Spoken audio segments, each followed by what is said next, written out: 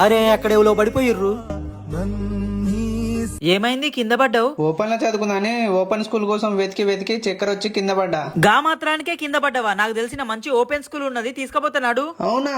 అవునయ్యా సామి, నడు.